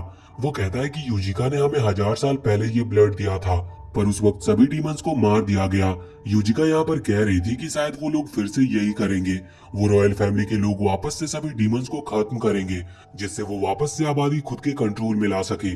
पर इस पर वो ओल्ड डीमन कहता है कि कोई बात नहीं, वैसे भी नॉर्मल डीजेनरेट डीमन होने से अच्छा तो वो मर जाए, क्योंकि इविल ब्लड उन्हें डीजेनरेट नहीं होने देता, लेकिन उनके अंदर एक इमोशंस रहता है कि वो इंसानों को नहीं मारेंगे, क्योंकि इंसान उनके दोस्त है। यहाँ पर ओल्ड डीमन एक बहुत पुराना इंसिडेंट बताता है, और ये तब की बात है जब उसे ये ब्लड मिल चुका था। वो जंगल में था, तभी उसे एक आदमी दिखा जो कि बहुत ही डरा हुआ था। उस पर कुछ डीमंस हमला करने वाले थे, लेकिन उसने उसे बचा लिया। वो आदमी यहाँ पर ओल्ड डीमन को थैंक यू कह रहा था, पर उस डीमन ने उसके अंदर इमोशन देखकर ही समझ गया था कि ह्यूमंस असल में उनका खाना नहीं है, वो उनकी तरह ही एक क्रिएचर है, और ह्यूमंस के पास भी इमोशंस होते हैं। अब वो जो आदमी था वो यहाँ पर ओल्ड डीमन को एक चीज देता है और कहता है कि इसे संभाल कर रखना। असल में वो आदमी विलियम था। अब यहाँ पर वो ओल्ड डीमन वो चीज एमा को दे देता है। वो कहता है कि उसने इस चीज को बहुत टाइम से संभाल के रखा है। वो ये भी कह रहा था कि उसे नहीं पता ये उसके कुछ काम आएगी या नहीं, पर फिर भी वो एमा को ये दे रहा है। एमा उसे देखती है तो उसे वो एक पेन का टुकड़ा लगता है, और असल में एमा के पास वो पेन था जो कि उसे जंगल में मिला है, और वो विलियम का है। एमा तुरंत ही उस टुकड़े को उस पेन के ऊपर लगा लेती है, लेकिन अब जैसे ही उसे वो कनेक्ट करती है तो अचानक से उस पेन के अंदर से एक लाइट निकलती है और सामने एक होलोग्राम बनकर रेडी हो जाता है। वो देखते हैं कि असल में वो जो होलोग्राम है वो उसी ऑर्फनेज का है जहाँ पर एमा और बाकी सभी कैद थे, और ये होलोग्राम इतना परफेक्टली बना हुआ था कि वहां पर एक एक छोटी छोटी डिटेल्स तक थी, जैसे कि ऑर्फनेज में कितने रास्ते हैं, अगर वहां उधर के मेन सिस्टम में घुसना है तो उसका क्या रास्ता है, और यहाँ तक कि उसके सीक्रेट रास्तों के बारे में भी उसमें लिखा हुआ था। साथ ही साथ जब नॉर्मन वहां नीचे की तरफ देखता है तो उसे एक एंटीडोट मिलता है, जो कि असल में लैम्डा रिसर्च सेंटर की होती है, और जो साइड इफेक्ट होते हैं उन्हें ठीक करने का वो था। ये पेन और ये होलोग्राम विलियम के द्वारा बनाया गया है। वो समझ जाते हैं कि विलियम कोई मामूली इंसान तो नहीं था, वो बहुत समझदार था, पर अभी तक कहानी में विलियम की असली आइडेंटिफिकेशन नहीं बताई गई कि वो आखिर है कौन। वैसे यहाँ पर अब वो ओल्ड डीमन और उसकी वो छोटी बच्ची वहां से जाने लगे थे तो नॉर्मन उनसे माफी मांगता है। वो कहता है कि मैंने बहुत बड़ी गलती कर दी, मैं आपके ऊपर हमला करने वाला था और साथ ही मेरी वजह से ही आपके कुछ डीमन साथी मारे भी गए, मगर इस पर वो ओल्ड डीमन उसे माफ कर देता है। यहाँ तक कि उस छोटी बच्ची एमा डीमन ने भी उसे माफ कर दिया था। अब ये लोग तैयार थे ऑर्फनेज में जाकर सभी बच्चों को बचाने के लिए। दूसरी तरफ हम देखते हैं कि अभी सभी बच्चे खेल रहे थे क्योंकि उन्हें नहीं पता कि उनके ऊपर कितना बड़ा खतरा आने वाला है। तभी अचानक वहां पर कुछ अलग अलग ऑर्फनेज की मदर्स आती है और उनके साथ कुछ सिस्टर भी थी। सिस्टर वो होती है जो मदर के साथ रहती है बाकी बच्चों को संभालने के लिए, क्योंकि कुछ ऑर्फनेज ऐसे भी है जहाँ पर बच्चों की तादाद बहुत ज्यादा है। वो यहाँ पर सभी बच्चों से कह रही थी कि हमें यहाँ से निकलना है, इसीलिए सभी तैयार हो जाओ। सब बच्चे बहुत ज्यादा खुश थे कि वो सभी एक साथ पेरेंट्स के पास जा रहे हैं, मगर यहाँ पर सिर्फ एक ही बच्चा जो कि दुखी था, उसका नाम फिल है। असल में एमा फिल को ही बता कर गई थी कि यहाँ पर क्या चल रहा है। उसी रात की बात है, सभी बच्चे अब तैयार हो चुके थे, लेकिन फिल अभी तक वैसा का वैसा ही बैठा हुआ था। जब बाकी सभी उससे पूछते हैं तो वो बताने वाला था, लेकिन इतने में ही वहां पर एक दूसरी मदर आ गई थी। वो कहती है कि तुम्हें तैयार हो जाना चाहिए। अब फिल भी तैयार हो जाता है। दूसरी तरफ उसी समय हम देखते हैं कि अभी एमा और उसका पूरा ग्रुप हॉट एयर बलून को तैयार कर रहे थे, क्योंकि वो उसके थ्रू इस ऑर्फनेज की तरफ निकलने वाले थे और अब वो वहां से निकल भी पड़ते हैं। लेकिन यहाँ पर हम देखते हैं कि अभी सभी बच्चों को ले जाया जा रहा था। वो ऐसा सुबह भी कर सकते थे, लेकिन उन्हें ऐसा करने की बहुत जल्दी थी, और यही चीज अभी फिल को थोड़ा कंफ्यूज कर रही थी। वो सोच रहा था कि आखिर प्लान बदल कैसे गया। सभी बच्चों को एक एक करके ले जाया जाता था, फिर सभी अभी एक साथ क्यों ले जाए जा रहे हैं। दूसरी तरफ हम देखते हैं कि असल में जो गेट है वहां पर कैमरे लगे थे, और इन कैमरों पर नजर कुछ डीमंस रखते हैं, और उन डीमंस के बीच में एक ह्यूमन भी बैठा हुआ था। हमें पता चलता है कि ह्यूमंस भी डीमंस के साथ मिले हैं। इस लड़के का नाम यहाँ पीटर है, और ये सभी बच्चों पर नजर रखते हुए कह रहा था कि बहुत बढ़िया, सब कुछ प्लान के मुताबिक ही हो रहा है, सभी बच्चों को वहां से निकाल लो और सभी डीमन से कह दो कि वो ऑर्फनेज को चारों तरफ से घेर कर तैयार रहे, क्योंकि हो ना हो बाकी बच्चे भी यहाँ पर जल्दी लौटते होंगे। पीटर को पहले से डाउट था कि पक्का वो लोग यहाँ पर आकर बाकियों को भी बचाएंगे। इस वजह से उसने पहले ही डीमंस को ये ऑर्डर दे दिया था कि अगर यहाँ पर और दूसरा कोई भी बच्चा आता है या फिर कोई भी आता है तो उसे जिंदा ना छोड़े, और वो डीमंस भी पूरी तरह से तैयार थे। अब वहां हम देखते हैं कि जब फिल और बाकी सभी बच्चों को गेट की दूसरी तरफ ले जाया जाता है तो उसके बाद वो उस गेट को लॉक कर देते हैं। इसका मतलब अब वो वापस पीछे भी नहीं जा सकते। यहाँ पर फिल सोच रहा था कि जब एमा उसे यहाँ बचाने के लिए आएगी तब उसे वहां पर कोई नहीं मिलेगा। फिल को अभी ये बात नहीं पता थी कि यहाँ पर बहुत सारे डेमन एमा और बाकी सभी का वेट कर रहे हैं। अब इसके बाद वहां हम बाहर देखते हैं कि आसमान में अचानक से बहुत सारे हॉट एयर बलून दिखने लगे थे। डीमन समझ गए थे कि सभी बच्चे लौटकर वापस आ रहे हैं। वो तुरंत ही अपना भाला वहां हॉट एयर बलून पर फेंकते हैं। अभी सारे हॉट एयर बलून तो नहीं गिर पाए थे, पर आगे जितने आ रहे थे वो सभी नीचे गिर जाते हैं। ये देखकर वो सारे डीमन बहुत खुश थे, मगर जब वो पास जाकर देखते हैं तो वो देखते हैं कि उन हॉट एयर बलून के अंदर कोई नहीं था, और साथ ही साथ वो बलून अचानक से जल भी जाते हैं। इधर पीटर ये सब देखकर बहुत हैरान था। वो कह रहा था कि हमने उन बच्चों को बच्चा समझकर बहुत बड़ी गलती कर दी, हमें वहां पर और डीमंस भेजने होंगे, जिसके लिए वो तुरंत ही ऑर्डर देता है।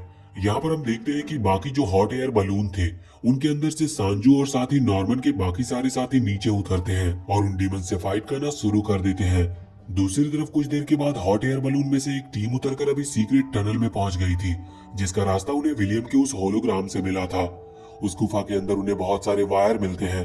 वैसे यहाँ पर कुछ डीमंस भी थे, लेकिन डीमंस कम थे, इस वजह से ये लोग अकेले ही उन्हें खत्म कर देते हैं, और यहाँ से अभी वो सारे सिस्टम को हैक करने की कोशिश कर रहे थे। वैसे जब हॉट एयर बलून ब्लास्ट हुए थे तो उसकी वजह से बहुत तेज आवाज आई थी। ये आवाज वहां अभी फिल और बाकी सभी ने सुनी थी।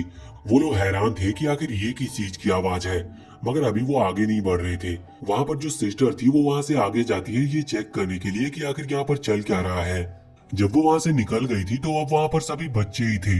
तभी वहां पर एक और बच्ची आती और ये वही बच्ची थी जो कि एमा के ग्रुप के साथ गई थी। ये यहाँ पर आकर फिल को एक पेपर देती है और कहती है कि हमारा प्लान अभी तक पूरी तरह से काम कर रहा है, ये आगे के इंस्ट्रक्शंस हैं जो कि एमा ने दिया है, तो तुम इन्हें पढ़ो और रिस्पॉन्सिबिलिटी उठाओ। अब पहले तो फिल बहुत खुश था, बाद में वो रिस्पॉन्सिबिलिटी उठाते हुए कहता है कि चिंता मत करो। और इसके बाद अब हम दूसरी तरफ देखते हैं, वहाँ पर एमा भी उन टनल्स के अंदर आ गई थी। उसके सामने एक कैमरा था और वो जानती थी कि वो डीमन अभी उन्हें देख पा रहे हैं। वो तुरंत ही उस कैमरे पर तीर चला देती है और वो कैमरा फूट जाता है और उन डीमन और पीटर के सामने वो टेलीविजन भी बंद हो जाती है। साथ ही साथ अभी बाकी के कैमरे भी हैक हो चुके थे, इस वजह से वो सारे भी बंद हो जाते हैं। ये देखकर पीटर बहुत ज्यादा हैरान था। दूसरी तरफ हम देखते हैं कि वहाँ पर एमा भी बाकी टनल्स में भी जाकर बाकी कैमरे को डिस्ट्रॉय कर रही थी, क्योंकि भले ही अभी वो उन्होंने हैक कर लिया हो, लेकिन बाद में वापस से कंट्रोल पीटर के पास जा सकता है। और टनल में कई सारे गेट लगे हुए थे, लेकिन हैकिंग सिस्टम की मदद से वो उन गेट को भी कंट्रोल कर रहे थे। साथ ही साथ यहाँ पर वो वहाँ के जो स्पीकर थे उन्हें भी कंट्रोल कर लेते हैं। दूसरी तरफ फिल ने भी बच्चों को बता दिया था कि आखिर उनका प्लान क्या है। तभी वहाँ पर एमा की आवाज आती है। वो कहती है कि सभी को एक डायरेक्शन में भागना है। फिल ये बात सुन लेता और सभी को गाइड करता है। इधर हम देखते हैं कि नॉर्मन ने भी पता लगा लिया था कि उन्हें अभी सीधा ही एलिवेटर रूम में जाना है और उसका रास्ता कहाँ से है वो सभी को गाइड करता है। सभी वहाँ पर पहुँचते हैं और कुछ देर बाद फिल भी अपने ग्रुप के साथ वहाँ पर आ गया था। अभी एमा फिल को देखकर बहुत ही ज्यादा इमोशनल हो रही थी और फिल भी बहुत ही ज्यादा खुश लग रहा था। वो एक दूसरे से कहते हैं कि हमने कर दिखाया। अब वहाँ पर बाकी के बच्चे भी आ गए थे। साथ ही साथ नॉर्मन का ग्रुप और री का ग्रुप भी वहाँ पर आ जाता है और अब बस उन्हें ऊपर की तरफ जाना था। वो पूरी जगह एक एलिवेटर थी जहाँ पे एक लीवर खींचते ही पूरी जगह ऊपर की तरफ चली जाएगी। लेकिन जब एमा उस लीवर को खींचती है तो वो ऊपर की तरफ नहीं जाता। ये देखकर वो सभी हैरान थे, क्योंकि वो पहले ही इस जगह को हैक कर चुके हैं। पर तभी अचानक से ऊपर वाले फ्लोर पर बहुत सारी सिस्टर्स आ जाती है और वो तुरंत ही अपनी गन्स उन बच्चों की तरफ तान लेती है। ये देखकर एमा सबसे ज्यादा शॉक लग रही थी। उसके बाद वहाँ पर एंट्री होती है पीटर की, जो कि हंसते हुए कह रहा था कि खेलने का समय अब खत्म हो चुका है। असल में एलिवेटर का कंट्रोल वापस से पीटर के पास आ चुका था। साथ ही साथ वहाँ पर ऊपर सेकेंड फ्लोर पर बेला भी आ जाती है। सभी बच्चे उसे देखकर हैरान थे। यहाँ पर पीटर बेला की तारीफ कर रहा था। अब वो सिस्टर गोलियां चलाती है सिर्फ वार्निंग के लिए। वो कहते हैं कि हमारे पास असली गोलियां हैं, अगर कोई भी बच्चा हिलता है तो वो मारा जाएगा। सभी बच्चे इससे बहुत ज्यादा डर गए थे। अब पीटर वहाँ आगे की तरफ बढ़ता और बेला भी नीचे आ जाती है। गन लेकर पीटर अभी सभी से कह रहा था कि तुमने प्लान तो बहुत अच्छा बनाया, लेकिन मेरे सामने ये प्लान थोड़ा फीका पड़ गया। यहाँ पर सभी बच्चे डर के मारे पीछे हो रहे थे, लेकिन एमा पीछे नहीं हुई थी। वो कहती है कि हम तुमसे लड़ना नहीं चाहते, हमारा बस एक मकसद था कि हमें फ्री होना है और उसी के लिए हम यहाँ पर आए थे, बाकी बच्चों को फ्री कराने के लिए। लेकिन पीटर उससे कहता है कि तुम फ्री होने के लिए नहीं बने, तुम जिस काम के लिए बने हो तुम्हें वही करना है। वो कहता है कि तुम सिर्फ डीमन का खाना हो और तुम केवल इसीलिए बने हो। लेकिन यहाँ पर एमा अभी भी अपना सर ऊपर करे हुई थी। ये देखकर पीटर भी हैरान था, पर दूसरी तरफ वहाँ बेला उस पर प्राउड कर रही थी। और इसके बाद वो अपनी गन वहाँ एमा की तरफ से तुरंत ही पीटर की तरफ मोड़ लेती है। जब पीटर ये देखता है तो वो बहुत ही ज्यादा हैरान होता है। साथ ही साथ ऊपर जितनी भी सिस्टर्स खड़ी हुई थी उन्होंने अपनी गन पीटर की तरफ मोड़ ली थी। पीटर समझ गया था कि सभी ने उसे धोखा दिया है। यहाँ पर एमा बेला को थैंक यू कहती है, पर बेला कहती है कि वो उसकी मदद करने के लिए ये सब नहीं कर रही, बस एमा का मकसद अच्छा है, फ्री होना, इसीलिए वो उसकी मदद कर रही है। पर फिर भी एमा उसे थैंक यू कहती है। अब पीटर कहने लगता है कि तुम्हें जितना थैंक यू आपस में कहना है कह लो, क्योंकि कुछ देर के बाद तुम सभी मरने वाले हो। वो बताता है कि उसने पहले ही इस सब का इंतजाम कर लिया था। उसने बहुत बड़ी डीमन आर्मी तैयार कर ली है। यहाँ पर अटैक करने के लिए वो लोग आते ही होंगे, क्योंकि उसे शक था कि कुछ भी गलत हो सकता है। तभी वहाँ पर स्पीकर में एक आवाज आती है और हमें जानने को मिलता है कि बाहर अभी जितने भी ऑर्फनेज के गेट हैं, वहाँ पर डीमंस ने हमला कर दिया है। लेकिन ये डीमन उसी गांव के थे जिस गांव की मदद एमा और बाकी सभी ने की थी, और ये सारा प्लान सांजू और यूजिका का ही था। वो लोग माइक में बताते हैं कि क्या चल रहा है। ये सुनकर एमा तो बहुत खुश हो गई थी, पर यहाँ पर पीटर हैरान था। अब तभी वहाँ पर गेट के सामने एक डीमन आ जाता है जिसका नाम वॉक है, और इसे देखकर अभी पीटर थोड़ा खुश लग रहा था। लेकिन वॉक बताता है कि उन्होंने ह्यूमंस के साथ समझौता करने का डिसाइड किया है, और ऐसा इसीलिए क्योंकि वॉक जान चुका है कि अब उन्हें ह्यूमन ब्रेन की जरूरत नहीं। लेकिन ये सुनकर पीटर हैरान था। वो कहता है कि ये तुम क्या कह रहे हो, डीमन को तो ह्यूमन ब्रेन कितना पसंद है, वो उसे कैसे छोड़ सकते हैं। मगर वॉक बताता है कि नहीं, हम सिर्फ डीजेनरेट होने के डर से ऐसा कर रहे थे, हमें ह्यूमन ब्रेन की कोई जरूरत नहीं। पर पीटर ये मानने को तैयार ही नहीं था। वो कहता है कि ऐसा कैसे हो सकता है, और अगर ऐसा हो सकता है तो 1000 साल पहले ये प्रॉमिस किया ही क्यों जाता, और वैसे भी बिना सैक्रिफाइस के दोनों जातियां धरती पर कैसे रह सकती है। लेकिन एमा बताती है कि जब डीमंस को डीजेनरेट होने का डर ही नहीं तो फिर उन्हें चिंता किस बात की, वो और कुछ भी खा सकते हैं और इससे डीमंस भी इस धरती पर खुश रहेंगे और ह्यूमंस भी, तो आखिर प्रॉब्लम क्या है। लेकिन पीटर यहाँ पर कुछ कह नहीं पा रहा था, क्योंकि उसे तो अभी तक समझ में ही नहीं आया था कि यहाँ पर हो क्या रहा है। तभी एमा आगे आती है और अपना हाथ आगे करते हुए कहती है कि अब से तुम भी फ्री हो, लेकिन पीटर विश्वास नहीं करता। एमा कहती है कि अब से तुम जहाँ घूमना चाहो घूम सकते हो, तुम्हें बच्चों पर ध्यान रखने की कोई जरूरत नहीं और डीमंस के लिए काम करने की भी जरूरत नहीं। पीटर कहता है कि ये कैसे हो सकता है। एमा फिर से हाथ आगे बढ़ाती है और कहती है कि हम तुम्हें माफ कर देंगे क्योंकि ये तो तुम्हारा काम था। लेकिन पीटर बहुत ज्यादा हैरान लग रहा था। वो उसी प्रॉमिस को रिपीट करता है जो कि ह्यूमंस और डीमन के बीच में हुआ था। उसे वो पूरा प्रॉमिस बिल्कुल अच्छे से याद था। असल में वो उसी क्लैन से है जिस क्लैन ने डीमन के साथ ये प्रॉमिस किया था जब उन्होंने हाथ मिलाया था, और तभी से वो चीज इनकी हिस्ट्री बन चुकी है। पीटर उसको रिपीट करने के बाद बिल्कुल चुप हो गया था और इसके बाद हमें उसकी बैक स्टोरी दिखाई जाती है। पीटर उसी क्लैन से है और एक पीटर का भाई भी है जिसका नाम जेम्स है। और एक दिन जेम्स को अपने पुराने हिस्ट्री के पेपर में से पता चला कि उनका क्लैन आखिर डीमन के साथ हाथ क्यों मिलाया था। उन्होंने ह्यूमन की हिफाजत के लिए ये सब किया था, मगर सच्चाई कुछ और थी। जेम्स को यहाँ पर कई सारी चीजें जानने को मिलती है, यहाँ तक कि ये भी कि डीमंस ह्यूमन ब्रेन के बिना भी जिंदा रह सकते हैं। लेकिन जब जेम्स को ये बात पता चलती है तो उसका दिमाग काम करना बंद कर देता है। वो सोचता है कि अगर डीमन बिना ब्रेन के जिंदा रह सकते हैं और डीजेनरेट नहीं होंगे तो आखिर फिर वो ब्रेन को मंगाते क्यों हैं। उसे पता चलता है कि उसका क्लैन ही ऐसा नहीं होने देना चाहता था। वही कई सालों से उन लोगों को रोकते आ रहे थे जो कि डीमन को डीजेनरेट होने से रोकते हैं। वो चाहते हैं कि ह्यूमन ब्रेन उन डीमंस को मिले और इससे वर्ल्ड की पॉपुलेशन पूरी की पूरी उस क्लैन के हाथ में रहे। इससे क्लैन और ज्यादा स्ट्रांग हो जाता। अब जब ये बात पीटर को पता चलती है तो वो इस चीज पर बड़ा खुश होता है। उसे लग रहा था कि उसके पूर्वज ने कितना महान काम किया है। वो एक बहुत बड़ी लेगेसी क्रिएट करके गए हैं। सारा राज अभी पीटर और जेम्स के हाथ में होगा। पीटर खुश था लेकिन जेम्स बिल्कुल भी खुश नहीं लग रहा था। उसकी लाइफ तभी से बिल्कुल चेंज हो चुकी थी, यहाँ तक कि उसने अपना नाम भी चेंज कर लिया। उसने अपना नाम विलियम रख लिया और उसके बाद वो लग गया था सारी रिसर्च करने में और सोचने में कि आखिर वो सभी ऑर्फनेज को किस तरह से खाली करेगा। वो जिस क्लैन से है उसकी पूरी जानकारी उसके पास थी। इस वजह से उसे हर कुछ पता था कि एक ऑर्फनेज में कितने रास्ते होते हैं, किस गेट से अंदर जाया जा सकता है और सिस्टम कहाँ पर है और उसे कैसे हैक कर सकते हैं। उसके पास सारी डिटेल्स थी। अब बस उसे किसी तरह से डीमंस को समझाना था। लेकिन ये चीज जब पीटर को पता चली तो वो बहुत ज्यादा हैरान होता है। वो सोचता है कि आखिर उसका भाई ऐसा करना क्यों चाहता है। उनके पूर्वजों ने उन्हें इतना बड़ा एक राज्य नहीं बल्कि पूरी दुनिया दे दी जिस पर वो राज कर सकते हैं, फिर आखिर उसका भाई ऐसा क्यों कर रहा है। वैसे पीटर अपने भाई से बहुत प्यार करता था, लेकिन ये सब देखते हुए उसे कुछ लोगों को ऑर्डर देना पड़ता है कि उसके भाई को वो मार दे। और कुछ ही दिन में खबर आती है कि विलियम मारा जा चुका है। पीटर भी वहाँ पर गया था। वो अपने भाई की बॉडी देखकर बहुत रोता है क्योंकि उसे बहुत दुख था, लेकिन बाद में वो नॉर्मल हो गया क्योंकि वो जानता था कि उसने जो कुछ भी किया वही सही था। बस वो ऐसा सोच रहा था कि उसने जो कुछ भी किया वो अपने पूर्वजों के लिए किया और वो जैसा चाहते थे उसने उन्हीं के रास्ते को अपनाया। अब हम वापस से करंट टाइम में आते हैं। एमा ने तो हाथ आगे बढ़ा दिया था, पीटर को बस हाथ आगे करना था। लेकिन पीटर कहता है कि नहीं, मैं तुम लोगों से हाथ नहीं मिला सकता क्योंकि मुझे अभी भी नहीं लगता कि तुम लोग सही हो। ये 1000 सालों से चला आ रहा है और इसे ऐसा ही चलना चाहिए। साथ ही साथ वो यहाँ पर ये भी कहता है कि अगर तुम सच में चाहते हो कि डीमंस और ह्यूमंस हाथ मिला ले तो फिर ऐसी दुनिया में तुम ही रहो, मैं ऐसी दुनिया में नहीं रह सकता। वो तुरंत ही चाकू अपने गले पे रख लेता है और खुद को मार देता है। पर उसके खुद को मारने का असली कारण ये था कि उसने डीमंस के लिए अपने भाई को मार दिया। मतलब जिस पूरी दुनिया पर राज करने के लिए उसने अपने भाई को मार दिया। पर अब वो दुनिया उसके कंट्रोल में नहीं रहने वाली। अब उसे बचाने के लिए एमा आगे बढ़ती है, लेकिन तब तक पीटर खत्म हो चुका था। नॉर्मन उससे कहता है कि अब ये नहीं रहा। दूसरी तरफ हम देखते हैं कि अभी जो बाकी ऑर्फनेज थे उनके डीमंस को भी पता चल गया था कि अब एमा वाला ऑर्फनेज नहीं रहा। इस वजह से वो तुरंत ही रॉयल डेमन के पास ये खबर पहुंचाने का फैसला करते हैं। यहाँ वापस से हम एमा के पास आते हैं। अभी सभी सिस्टर और बेला इन लोगों को बाय कह रही थी। वो कह रही थी कि तुम्हें ह्यूमन वर्ल्ड में चले जाना चाहिए और वो बताती है कि उन सभी ने यही रुकने का फैसला किया है क्योंकि उन्होंने बहुत बड़ी गलती की, जिस चीज की सजा उन्हें मिलनी चाहिए और वो इसके लिए मरना पसंद करेंगे।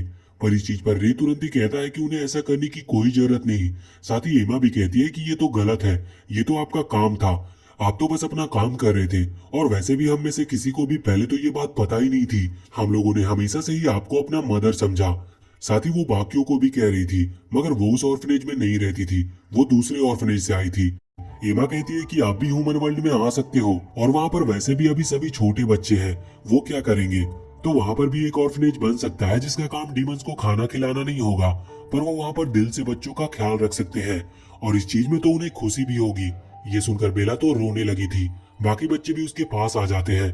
बेला भी तैयार थी वापस से ह्यूमन वर्ल्ड में खुशी खुशी जाने के लिए। अब वो सभी उस लीवर को खींचते हैं और इस बार सच में वो एलिवेटर चालू हो जाता है। अब ऊपर आने के बाद उनके सामने एक बहुत ही बड़ा गेट था। वैसे एमा ने वॉक को बाय बाय कह दिया था क्योंकि वॉक यहीं पर रहेगा अपने गांव के साथ। अब जब वो ऊपर जाते हैं तो वो देखते हैं कि उस बड़े से गेट में एक की हॉल है जिसमें विलियम का वो पेन लगाया जाता है। वो पेन लगाते हैं तो गेट ओपन होता है और अब उनके सामने ह्यूमन वर्ल्ड आने वाली थी। सभी बच्चे आगे बढ़ रहे थे और एमा और फिल अपना हाथ पकड़कर चल रहे थे, लेकिन एमा फिल का हाथ छोड़ देती है। ये देखकर फिल हैरान था, साथ ही सारे बच्चे भी हैरान हो जाते हैं क्योंकि एमा, नॉर्मन और रे वहां पीछे रुक गए थे। साथ ही साथ यहाँ पर नॉर्मन के सभी साथी भी पीछे रुक गए थे। वो सभी इन बच्चों को बताते हैं कि उन्हें यहीं रुकना होगा। सभी बच्चे हैरान थे। फिल कहता है कि अब तो हम आजाद हो चुके हैं, फिर आखिर तुम यहाँ पर क्यों रुकना चाहते हो। इस पर एमा कहती है कि हमने सिर्फ एक ऑर्फनेज को आजाद किया है जो कि हमारा था। ऐसे ना जाने कितने ऑर्फनेज डेमन्स वर्ल्ड में है और हमें सारे बच्चों को बचाना होगा। असल में उन्होंने पहले ही ये प्लान कर रखा था। इस ऑर्फनेज को क्लियर करने के बाद वो बाकी ऑर्फनेज की रक्षा करेंगे, जिस चीज में नॉर्मन ने खुद साथ देने को कहा था। और रे तो वैसे भी एमा का हमेशा साथ देता ही है।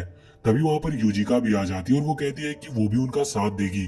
और वैसे भी यूजिका का यही सपना है, वो हमेशा से यही मानती है कि उसका जो इविल ब्लड है वो उसे इसीलिए दिया गया जिससे कि वो डीमन वर्ल्ड को ह्यूमंस के लिए बना सके और उन दोनों ही वर्ल्ड को एक कर सके।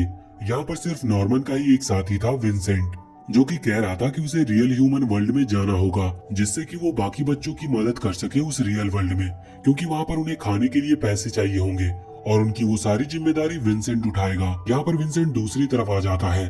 इसके बाद फिल एमा को बाय करता है, लेकिन वो रो रहा था क्योंकि वो एमा को बाय नहीं कहना चाहता। वो कहता है कि तुम्हें यहाँ पर सेफ रहना होगा और हम फिर मिलेंगे। एमा कहती है कि हम जरूर मिलेंगे। इसके बाद वो गेट लॉक होता है और एमा, नॉर्मन, रे और बाकी सारे साथी इस तरफ रह जाते हैं और बाकी लोग वहाँ ह्यूमन वर्ल्ड के लिए निकल पड़ते हैं। अगली सीन में टाइम बहुत स्पीड से गुजरता है। हम देखते हैं कि वो लोग वहाँ ह्यूमन वर्ल्ड में आ चुके थे। सभी सिस्टर्स ने ऑर्फनेज स्टार्ट कर दिया था। साथ ही साथ यहाँ पर कुछ सिस्टर की मैरिज भी हो चुकी थी और वो अपनी लाइफ बिल्कुल नॉर्मल ह्यूमन की तरह जी रही थी। वो सभी खुशी खुशी बच्चे भी धीरे धीरे बड़े हो रहे थे और यहाँ पर उनकी पढ़ाई का भी ध्यान रखा जा रहा था। वही विंसेंट को हम देखते हैं जो कि ज्यादा पढ़ाई करने के लिए मेडिकल फील्ड में चला गया था। और इधर हम एमा और उसके ग्रुप को देखते हैं। वो लोग ट्रैवल कर रहे थे और धीरे धीरे वो हर एक जगह पर घूमते हैं। डीमन वर्ल्ड की ऐसी कोई जगह नहीं थी जहाँ पर वो ना गए। उन्होंने हर जगह देख ली और साथ ही साथ वो कई सारे क्लैन और विलेज में भी गए थे, जहाँ पर जाकर उन्होंने सभी को अपना आइडिया बताया कि डीमन को ह्यूमन ब्रेन की जरूरत ही नहीं है। और वहाँ पर हर डीमन को ये आइडिया बहुत पसंद आता है। वो एक्सेप्ट करते हैं उस इविल ब्लड को और इसी वजह से अब यूजिका सभी के लिए बहुत इंपॉर्टेंट हो गई थी। इतनी इंपॉर्टेंट कि धीरे धीरे उसे इतनी पावर मिल जाती है कि अब वो सभी डीमन को लीड करने लगी थी और इसी कारण की वजह से एमा के लिए और ज्यादा आसान हो गया था बाकी विलेज में जाकर उन लोगों को समझाने में। और इसी तरह से कई और साल बीत जाते हैं। फाइनली पूरी डीमन वर्ल्ड अब इंसानों की दोस्त हो चुकी थी और वो दोनों वर्ल्ड भी एक हो गए थे। जिसके बाद एमा और बाकी सभी यहाँ ह्यूमन के बीच आ जाते हैं और उनकी मुलाकात होती है बाकी सभी बच्चों से। अब फिल भी बड़ा हो चुका था। वो यहाँ पर एमा को देखकर बहुत खुश होता है। साथ ही बाकी सभी भी एक दूसरे से मिलकर बहुत खुश थे। और इसी के साथ ये सीरीज यहीं पर खत्म होती है। तो वीडियो अगर पसंद आई हो तो चैनल को सब्सक्राइब करके बेल आइकन जरूर दबा लें।